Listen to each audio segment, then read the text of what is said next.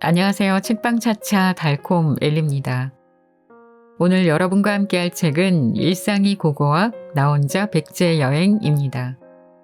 최근에 무겁지 않은 역사를 소재로 한 책과 여행 에세이를 찾아보고 있었는데요. 그 두 가지를 한꺼번에 해결할 수 있는 책을 발견했습니다. 바로 오늘의 책 일상이 고고학 나 혼자 백제 여행이었습니다. 재미있는 옛날 이야기를 듣는 것 같고 또 국내에서 어렵지 않게 찾아가 볼 수 있는 역사의 장소들을 소개해 주니 참 좋더라고요. 이 책은 시리즈로 나와 있습니다.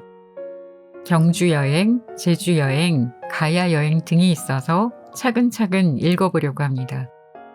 역사학자이자 박물관 마니아인 저자는 마치 동네 산책하듯 역사 여행을 즐기는데요. 서울에서 버스를 타고 어렵지 않게 유적지나 박물관을 질려 다니시더라고요.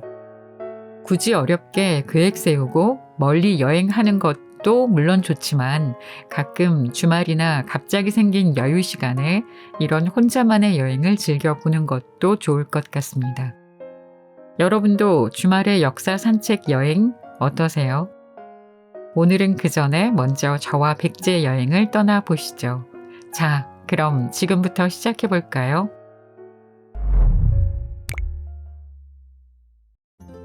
삼국사기보다 일본서기에 더 잘 묘사된 근초고왕. 갑자기 한 생각이 떠오른다. 대중들이 백제하면 처음 떠오르는 이미지가 뭘까? 아무래도 여러 문물을 중개하고 더 나아가 선진 문화를 발전시켜 가야, 신라, 일본 등지로 퍼뜨린 국가일 듯하다. 그런데 그 이미지를 백제에서 완성도 있게 첫 선을 보인 왕이 다름 아닌 근초고 왕이었다. 그에 대해 잠시 살펴볼까.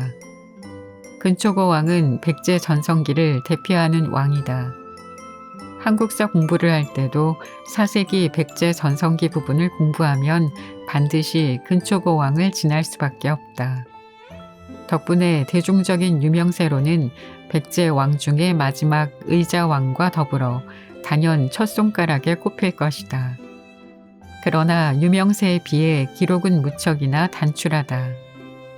무려 30년이나 왕 생활을 했음에도 초기 20년간의 기록이 삼국사기에서는 공란으로 나온다. 말 그대로 내용이 없다는 거다. 그러다 즉위 24년 고구려와 싸워 승리하고 곧이어 평양에서 고구려 왕을 전사시켰으며 375년 11월 죽음을 맞이했다. 처음 삼국사기를 접하고 근초고왕 부분을 읽으며 너무나 허무했던 기억이 난다. 그 유명한 인물에게 남겨진 기록이 겨우 이 정도란 말인가. 결국 이 내용만으로는 근초고왕이 누구인지 제대로 구성하기가 너무나 어렵다. 다행히 일본 서기에 그에 대한 기록이 남아있다. 그 내용은 근초고왕이 일본과 외교 관계를 구축하여 선진 문물을 전해주었으며 친미다레라 불렸던 전라도 남해 지역을 평정하고 실지도를 일본에 내려주었다는 것이다. 다만 신기하게도 근초고왕이 4세기 인물인데 일본 서기에는 3세기 인물로 등장한다. 더 정확히 이야기하자면 근초고왕 실제 행동과 120년 차이를 두고 기록된 것인데 예를 들어 일본 서기에 224년에 등장하는 근초고왕 이야기는 사실 344년에 발생한 이야기라는 의미이다. 왜 이런 일이 벌어진 것일까? 이는 일본이 더 오래된 역사를 지닌 국가로 보이기 위하여 어느 시점에 의도적으로 역사를 앞으로 당겨 기록했기 때문이다. 최소한 4세기까지의 일본 왕은 상당수 실제 존재한 인물이 아닌 후대에 정리하면서 족보를 새로 만든 것으로 보인다. 이 과정에서 구전이나 초기 문자로 남겨진 기록들을 적당히 배분하여 마치 과거 실제 존재했던 왕처럼 구성한 것이다. 그 결과 남겨진 여러 기록 중 일부가 앞으로 당겨지거나 아니면 인위적으로 만들어 붙여 넣거나 하는 등의 일이 비일비재하게 벌어졌다. 그렇다면 역사적 인물로 확실한 일본 왕은 언제부터 등장할까? 6세기 초 게이타이 덴노부터 그의 자손들이 쭉 왕위를 이으며 지금까지 일본 왕실로 연결된 것으로 알려져 있다. 결국 게이타이 덴노 이전까지는 실존 인물과 가공 인물이 섞여 있기 때문에 정말 조심스럽게 일본 서기를 살펴볼 수밖에 없는 것이다. 그런데 백제 역사도 이와 비슷한 모습을 보인다는 사실. 남아있는 기록을 조합한다면 초기 백제 왕 중 사실상 100살을 훌쩍 넘거나 아님 기록에 모순이 있는 등 여러 부분에서 한계가 분명히 느껴진다. 다만 일본만큼 족보가 꼬인 것은 아니고 어느 정도 감안해서 봐야 한다는 의미다. 즉 어느 시기의 역사를 정리하면서 역시나 일부 내용이 앞으로 소급 또는 늘어지는 것인데 백제에서 처음으로 역사서가 쓰여진 시기가 4세기 근초고왕 시대였다. 결국 그 이전 역사는 남겨진 문자를 그대로 믿고 판단하기엔 무리다. 이에 사학계에서도 고고학적 결과물을 토대로 재해석하여 삼국사기 초기 백제 기록을 보고 있다. 고기에 이르기를 백제는 개국 이래 문자로 사실을 기록한 적이 없다가 이때에 이르러 박사 고웅이 처음으로 서기를 썼다고 하였다. 그러나 고웅이라는 이름이 다른 서적에 나타난 적이 없기 때문에 그가 어떤 사람인지는 알 수 없다. 삼국사기 근초고왕편. 이처럼 백제는 근초고왕 이전에는 문자를 실생활에서 사용했는지와 별개로 역사를 기록하지 않았다. 단지 구전으로 이어지는 이야기를 바탕으로 전해오는 왕가 역사가 있었을 뿐이다. 근초고왕 이후 비로소 역사서와 더불어 부자 상속에 따른 직계 후손 왕통이 완전히 자리 잡게 된다. 이때가 4세기부터이니 동시대 일본과 비교하면 약 150년 정도 앞선 것은 분명해 보인다. 근대 시절 일본이 미국에 의해 문호를 개방한 시기가 1854년, 그리고 조선이 일본에 의해 개방된 시기가 1876년이었다. 겨우 22년 일본이 빠르게 문호를 개방한 결과 반세기쯤 지나 조선이 일본의 식민지가 되었는데 국가 발전 속도가 150년 차이면 아무리 고대 사회라 할지라도 대단히 큰 차이였을 것이다. 이러한 국가 성장의 질적 차이로 인해 백제는 오랜 기간 일본에 대한 우위의 자세를 지니고 여러 문물을 전달할 수 있었던 것이다. 한성 백제 최고의 아이템, 금동관과 금동신발. 한성 백제 박물관.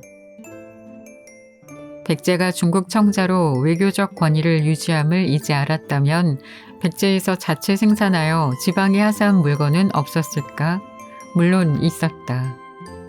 우선 검은 간토기라 하여 검은색의 고급 토기가 있었는데 당시 널리 사용된 일반 토기에 비해 한눈에 보아도 매끈한 형태로 귀티가 나는 것이 격이 다른 물건으로 보여진다. 실제 조사해보니 흙 역시 더 정선된 것을 사용하여 그릇의 질을 올렸으며 외부에는 다양한 문양을 그려내 장식미도 더한 그릇이었다. 600도 이하의 온도에서 구워내면서 일부러 검은 색상을 만들기 위해 그 흐름을 발생시켜 제작한 것이다. 나름 고도의 기술력이 들어갔음을 알 수 있다. 이 기물을 백제의 영향력에 속하는 지역에서도 모방하여 만들기도 했으나 겉모습만 유사할 뿐 질에서 차이가 많이 났다. 결국 백제가 주는 선물 중 중국 청자 정도는 아니어도 꽤나 고급 물건으로 취급받았었음을 알 수 있다. 다음으로 무엇이 있을까? 아차! 가장 중요한 것을 빼먹을 뻔했네. 한성 백제 시대 최고의 아이템. 금동관과 금동신발을 이야기해야겠구나. 한성 백제 박물관에는 다양한 금동관과 금동신발을 전시하고 있다. 다만 거의 다 복제품으로 진짜 유물은 국내 여러 국립박물관이 대부분 소장 중이다. 이곳 박물관에서는 교육용으로 백제가 만든 금동관과 금동신발이 어떤 모양이었고 어느 지역에서 출토되었는지를 설명하기 위해 복제품을 적극 활용하고 있는데 진짜 유물이라면 이렇게 한 곳에 모아서 비교하기가 힘들 테니 나름 보기 힘든 백제 유물을 한 곳에 모아 볼 수 있다는 점에서 의미가 있다. 신라 하면 금관이 생각나지만 실제 금관은 경주 안에서만, 그것도 왕족들 중에서도 최상위 집단만 사용한 것이다. 거기다 금은 단단하게 고정되는 힘이 약해서 신라처럼 얇은 형태로 잘라 관을 만들면 움직일 때마다 관 장식이 거추장스럽게 흔들흔들 움직이게 된다. 이래서야 가벼워 보여 위험이 살지 못하지. 그래서 의식용으로 한정되어 사용되었다는 설과 죽어서야 비로소 사용되었다는 설로 나뉘고 있다. 적당히 양 주장을 융화시켜 실생활에서는 금동관을 사용하고 죽어서 금관을 썼다는 주장도 있다. 한마디로 금관은 실제로 사용하기 무척 귀찮은 물건이라는 의미다. 반면 백제에서 만든 금동관은 실제 모자로 사용이 가능한 형태이다. 머리에 비단 등으로 덮어 사용한 것으로 보이는데 특히 주목할 점은 관에 그려진 여러 장식이다. 단순한 미감으로 끝낸 것도 있으나 용을 세밀하게 그려 넣은 것도 있으니 그 장식 방법이 남다르다. 이는 동시대 제작된 신라 금관과 비교하면 더 큰 차이를 느끼게 한다. 신라 금관은 크고 화려한 금에 가려 잘 보여지지 않으나 자세히 뜯어보면 금 표면의 표현법이 참으로 단순한 형태이다. 점을 새겨 넣거나 격자 무늬를 넣거나 하는 등에 불과하다. 이것에 비교하여 용이 그려진 백제 금동관을 보면 표현 방식에서 큰 격차가 느껴질 수밖에 없다. 즉 질로 승부한 백제와 양으로 승부한 신라의 차이라고 해야겠지. 백제와 신라만 해도 당시에는 문화기술적으로 그 정도 실력차가 있었던 것이다. 하지만 개인적으로 볼 때 진짜 꽃은 금동관이 아니라 금동신발이다. 백제가 제작한 금동신발은 그 자체만으로 예술적 수준이 높다. 다만 모자와 달리 실제 사용할 수 있는 물건은 아니었다. 실제 발 크기보다 훨씬 크게 만들었기에 사실상 신을 수 없기 때문이다. 이는 곧 죽은 사람을 위해 만들어진 상징물임을 의미한다. 이것을 백제는 금동관처럼 지방 유력 세력에게 적극 하사하였으니 대부분의 금동관, 금동신발은 4세기 말에서 5세기 사이에 제작되었다. 근초고왕 이후의 한성백제 시대에 지방 세력을 확고하게 백제 영향력 안으로 편입시키는 용도로 사용했음을 의미한다. 한편 금동신발은 실제 사용되는 신발보다 훨씬 크게 만들어진 관계로 여러 장식을 더 세밀히 관찰할 수 있는 기회를 준다. 그중 가장 유명한 금동신발은 전라북도 고창 봉덕리에서 2009년 출토된 것으로 금동신발 한 컬레와 금 귀걸이 2쌍, 대나무 잎 모양 머리 장식 등의 장신구, 중국 청자, 일본계 토기, 큰 칼 및 화살통 등과 각종 무기류가 발견되었다. 이 중 금동신발은 여러 육각형 문양 안에 각기 신묘한 동물들이 새겨져 있는데 어디서 많이 본 느낌이다. 국보 287호 백제 금동 대향로에서 등장하는 신묘한 동물들과 무척 닮았다. 물론 제작 시기상 금동신발은 5세기, 백제 금동 대향로는 6세기로 추정하고 있어 약 100여 년의 격차는 있지만 공유하는 세계관이 유사하다는 의미다. 다른 금동 신발도 빼어나지만 유독 고창 봉덕리 신발을 언급하는 이유는 1924년 경주 식리총에서 출토된 금동 신발에서도 육각형 문양 안에 신묘한 동물이 새겨져 있었기 때문이다. 그동안은 경주 식리총 금동 신발에 대해 신라 제작품이라는 의견이 강했으나 2009년 고창에서 백제 금동 신발이 출토된 이후 백제 물건으로 평가하는 주장에 힘이 실리고 있다. 사실 당대 금속품 제작 기술력에 있어 백제와 신라는 한눈에 보일 정도로 격차가 있었고 식리총 금동 신발은 당시 신라 기술력에서는 표현되기 힘든 물건임이 분명했다. 그런데 백제의 예시가 떡하니 나오니 이제 다양한 의견이 나오는 것이다. 아마 백제 물건이 맞다면 경주 식리총 주인은 친백제계 신라 왕족이거나 또는 나제 동맹의 주요 역할을 한 인물로 보여진다. 예를 들어 딸을 백제 왕에게 시집 보냈다든지 등등. 자, 상상의 나래는 여기까지만 펼치고 고창 봉덕리 금동신발은 국립전주박물관에 실제 유물이 전시 중이니 혹시 궁금하다면 방문하여 구경해보자. 이처럼 백제는 근초고왕 시대 이후 더 확고하게 영토를 편입시키는 과정에서 지방 유력자에게 다양한 물건을 하사했고 더 나아가 앞으로 이들을 백제 귀족이자 중앙 관료로 편입시키고자 했다. 이에 중국 청자를 비롯한 해외 물건과 더불어 자체 생산된 금동관, 금동신발로 백제 문화의 힘을 보여주면서 주변 소국들에게 권위를 인정받게 된 것이다. 참, 백제의 금동관과 금동신발은 일본 규슈에서도 발견되었다. 이때까지만 해도 백제와 일본 간 교류는 규슈 지역이 대부분이었다. 다른 일본 지역은 오히려 가까운 가야 및 신라와 친밀도가 있었고, 한편 규슈에서 발견된 백제 유물은 현재 국립도쿄박물관에서 전시 중이다. 일본 역사 이야기까지 하면 너무 복잡해지니 오늘은 이 정도로 패스하련다. 한성 백제박물관 특별전까지 보고 나니 시간이 꽤 흘렀다. 이곳 박물관은 특별전도 잘 운영하고 있으니 앞서 이야기한 도록뿐만 아니라 전시 내용과 출품된 유물 수준까지 높은 편이다.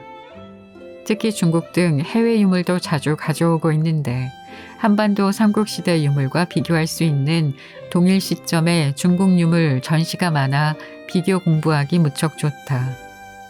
관심 있는 분은 특별전 스케줄을 인터넷에서 잘 확인하고 방문해 보도록 하자. 아, 그리고 한성 백제 박물관에서 종종 고대 삼국시대 역사 관련한 토론회 및 강연도 있으니 역시 관심 있는 분은 스케줄을 확인해서 방문하면 좋을 듯하다. 강연이라 하지만 생각보다 어렵지 않으며 고급 정보를 바탕으로 하는 매우 유익한 내용이 많다. 이렇게 박물관 구경까지 마쳤고 이제 어디를 가야 할까? 집으로 갈까? 아니, 오늘은 이렇게 쭉 돌아보는 김에 오랜만에 백제 고분까지 가보기로 하자.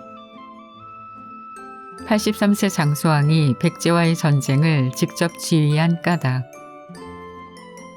내가 어리석고 밟지 못해 잔악해지고 군사들은 허약해졌으니 비록 위태로운 일이 있다 한들 누가 기꺼이 나를 위해 힘써 싸우겠는가.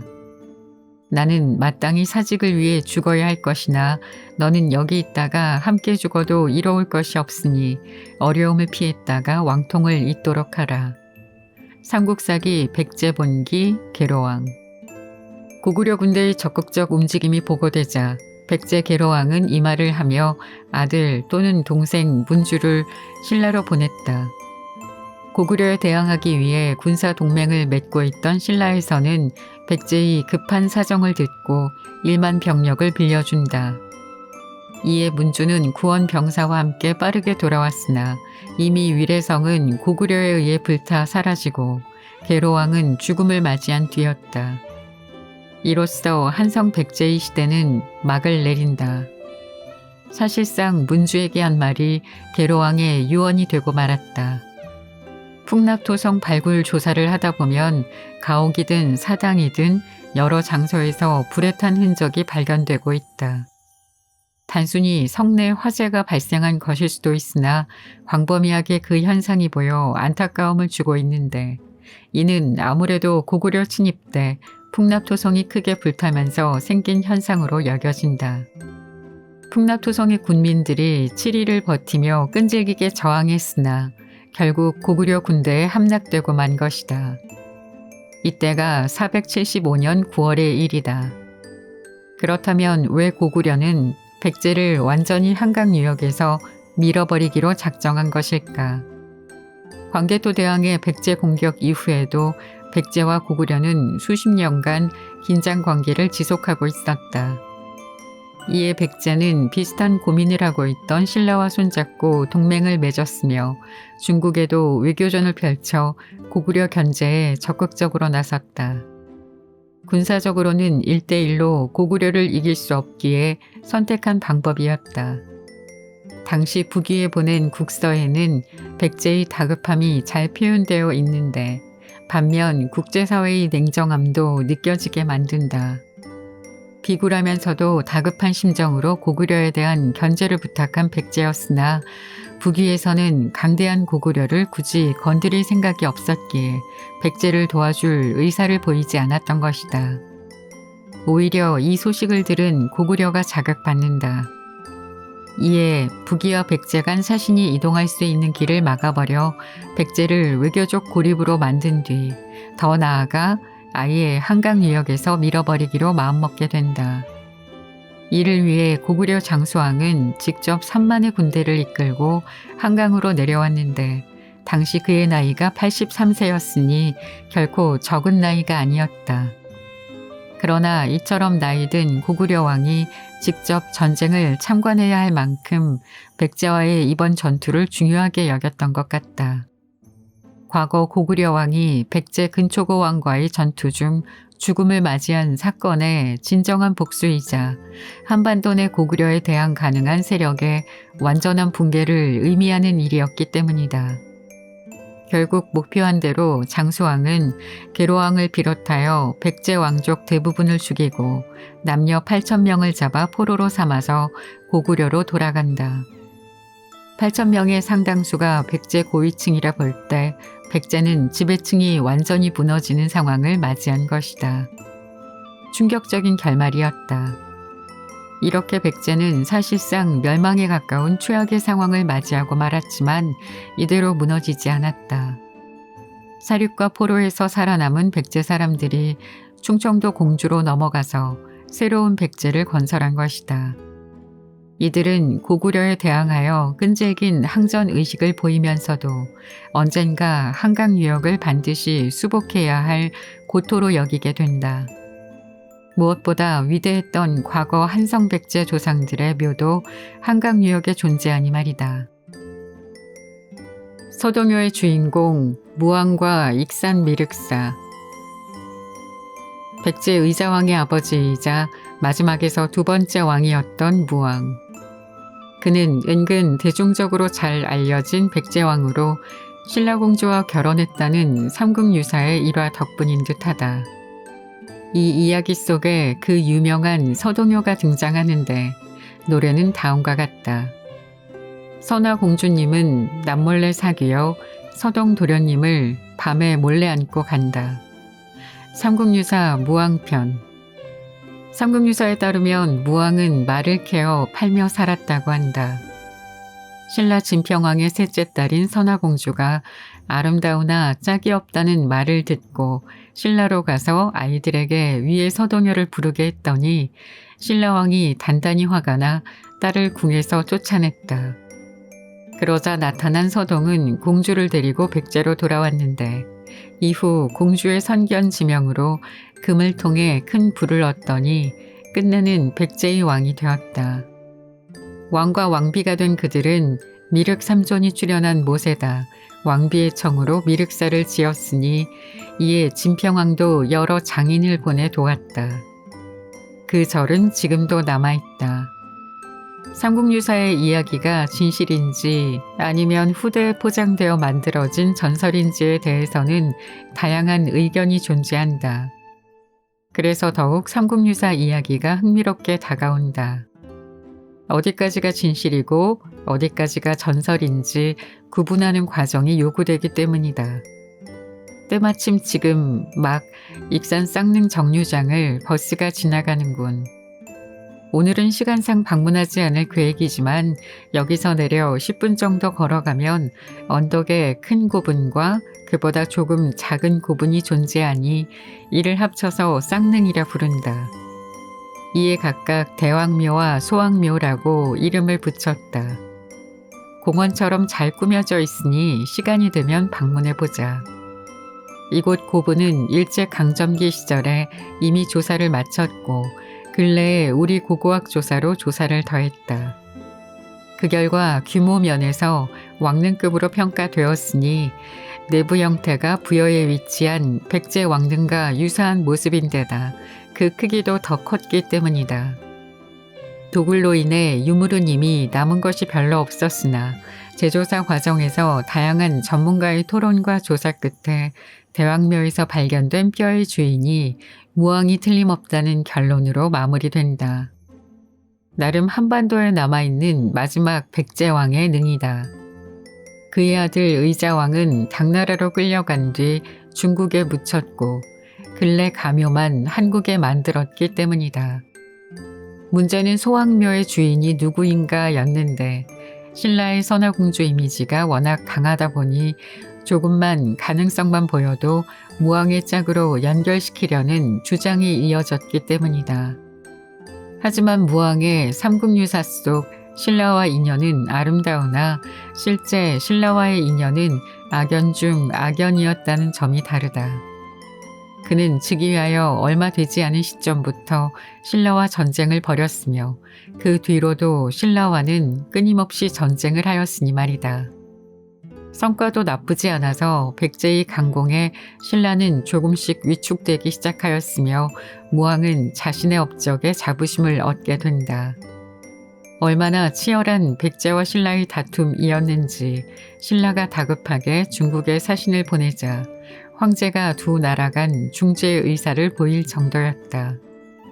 상황이 그런데도 이러한 백제왕의 부인이 신라왕의 딸이었다는 삼국유사의 기록, 믿을 만한 사실일까? 내 개인적인 생각은 다음과 같다. 미륵사는 당시 한반도 내 가장 규모가 큰 절 중 하나였다. 앞서 백제의 사찰 모습에 대해 설명하면서 일탑 일가람이라고 반복 이야기했었는데 미륵사는 삼탑 삼가람 형식이었다. 한마디로 일반 백제 사찰을 3개 겹친 형태였다. 즉 곱하기 3으로 만든 것이다. 물론 면적과 규모는 일반 백제 사찰과 비교해 곱하기 3이 아닌 곱하기 10배 정도였지만 말이다.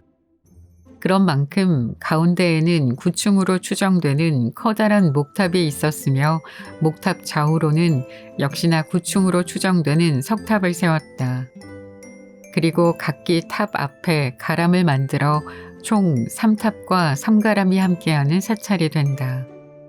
탑과 사찰 건설로 유명한 백제이지만 그들에게도 보기 드물게 거대한 공사였을 것이다.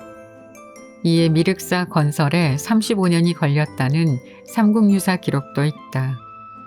아마 사찰 건설을 포함한 전반적인 무왕의 익산 건설 사업을 합쳐서 만든 수치 같기는 하다. 그런데 고대에 이처럼 거대한 사찰을 만들 때는 반드시라 할 정도로 위대한 전설이 붙게 마련이다. 경주의 황룡사가 그렇듯 말이지. 황룡사는 그 터에서 용이 나타났다는 이야기가 있었고 그 뒤로도 여러 기이한 일이 생긴 장소이기도 하다. 다만 신라는 최종적으로 역사의 승리자가 되었기 때문에 여러 전설을 예쁘게 포장하고 숙성시킬 수 있는 시간이 있었다. 반대로 백제는 그렇지 못했다. 현대 들어와 미륵사지 석탑을 해체 복원하는 과정에서 639년 석탑을 조성했다는 사리함이 발견된다.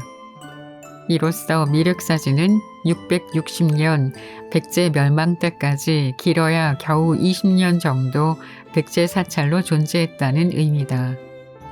이 정도 짧은 기간이면 설사 무왕이 아무리 뛰어난 왕일지라도 백제인으로서의 한계에서 벗어난 독자적 전설을 구축하기에는 시간적 한계가 분명히 존재했다. 그 이후로 미륵사지는 어떻게 되었을까? 다행히 신라인들도 이 절을 계속 사찰로 사용하였으니 삼국사기에는 통일신라 성덕왕 18년 가을에 미륵사에 벼락이 쳤다는 기록이 있으며 통일신라 유물도 여럿 출토된 것으로 알 수 있다. 경주에서도 관심을 두는 사찰로 존재했음을 의미한다. 고려시대에도 마찬가지여서 고려시대의 기와 그리고 고려청자 파편 등이 출토되었다. 고려시대에도 꾸준히 사찰로서 명맥을 유지했음을 의미한다. 문제는 이곳이 옛 백제 영토였던 곳인지라 설립자는 백제 무왕이나 현재는 신라인이 운영한다는 것에 대한 피정복민도 이해할 만한 스토리텔링이 필요했다는 점이다. 그 결과 어느 시점부터 무왕과 선화공주 이야기가 주장되면서 미륵사의 전설로 꾸며진 것이 아니었을까. 나름 설화에 따르면 선화공주도 미륵사 창건에 큰 지분이 있으니 백제의 것만은 아니고 신라의 지분 주장이 가능하다는 이야기로 이에 진평왕이 미륵사 건립에 도움을 주었다는 삼국유사 기록도 곱씹어볼 필요가 있겠다. 사실 절이 한창 건설될 때에는 진평왕의 딸인 선덕여왕이 신라왕이었기 때문이다. 이 모든 것이 미륵사에 대한 신라의 일정 지분을 의미하고 있다. 역사적으로 이런 식으로 만들어지는 설화는 이 외에도 여럿 발견할 수 있다. 예를 들면 후백제 왕이었던 견훤은 본래 신라 땅인 상주의 호족 집안 출신에 경주에서 무장으로 시작한 이력을 지니고 있었다. 그러나 신라 정부에 의해 파견된 옛 백제 땅에서 공을 세운 뒤 왕을 칭하며 후백제를 건국하였고 그 결과 그의 조상에 대한 이야기도 여럿 전해지게 된다. 견훤이 의자왕의 후손, 즉 백제 태자였던 부여읍의 자손이라는 이야기부터 백제가 멸망한 후 상주로 옮겨온 백제인의 후손이었다는 설 등이 그것이다.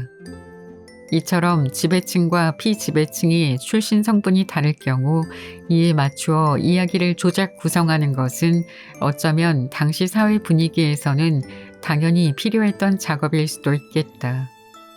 무엇보다 통일신라 측에서도 익산, 김제, 전주 등의 논밭에서 만들어지는 쌀과 물품들이 중요했던 만큼 통치수단에 있어 이 지역 상징적인 건축물에 신라의 인연을 강조하는 것이 불필요한 일은 아니었을 테니까. 결국 선화공주의 실존 여부를 넘어 서동요 역시 경주가 아니라 오히려 익산에서 불리던 노래가 아니었을까. 나는 그렇게 생각하고 있다. 한성백제박물관, 풍납도성, 몽촌도성 등의 주말 워킹 투어였는데 참 멋진 코스였습니다. 다 소개해드리진 못했지만 그래도 들으시면서 머릿속으로 그려지셨을 거라 생각합니다. 오늘의 책 일상이 고고학 나 혼자 백제 여행은 역시나 일본에서 카요코님이 소개해 주신 책이었습니다. 덕분에 좋은 책을 읽을 수 있어 감사드립니다. 일본에 계시면서 이렇게 좋은 책들을 잘 찾아 읽으시니 참 대단하죠. 여러분도 저에게 추천하고 싶으신 책이 있다면 언제든 문이 활짝 열려 있으니 추천해 주시기 바랍니다. 추천해 주신다고 전부 다 되는 건 아니고요. 출판사의 허가를 받아야 하지만 가능하다면 꼭 소개해 드리도록 하겠습니다. 오늘도 들어주셔서 감사합니다. 지금까지 책방차차 달콤 엘리였습니다. 감사합니다.